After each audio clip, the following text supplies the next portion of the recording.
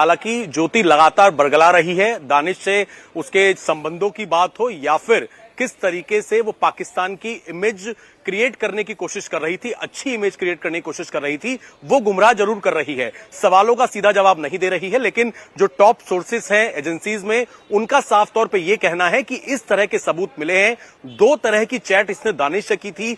एक चैट में ऑपरेशन सिंदूर के बारे में इसने कुछ जानकारियां शेयर की थी। ऑपरेशन सिंदूर, हमारी फोर्सेस जो भी जानकारियां ट्वीट कर रहे थे या फिर जो भी टीवी चैनल्स पर खबरें चल रही थी ऑपरेशन सिंदूर को लेके, उसमें अहम जानकारियां ये दानिश के साथ चैट में बातचीत कर रही थी। और दूसरा बड़ा खुलासा यह हुआ है कि जब हिसार में, क्योंकि इसका घर हिसार में है और पंजाब के अलग अलग इलाकों में, हरियाणा के अलग अलग इलाकों में जब ब्लैकआउट हो रहा था, हिसार में जब ब्लैकआउट हुआ, प्रशासन ने किस तरीके से सायरन बजाए, किस तरीके से प्रशासन मैसेज दे रहा है, ब्लैकआउट के दौरान किस किस तरह की एक्टिविटी हो रही है, उसकी जानकारी इसने दानिश से शेयर की थी। और दूसरी सबसे बड़ी बात ये इस तरह की एप्स का इस्तेमाल करती थी चैट के लिए, जो 24 घंटे के अंदर अपने आप डिलीट हो जाती थी। और एक और बात इसके अंदर निकलकर सामने आई है कि मकसद ये अपने जो इसका इन्फ्लुएंसर था, इसका इंस्टाग्राम अकाउंट था, उस पर ये शो करती थी कि कल्चरल एक्टिविटी के लिए, किसी धार्मिक प्रोग्राम के लिए ये पाकिस्तान, चीन या फिर अलग अलग जगहों पर जाती है।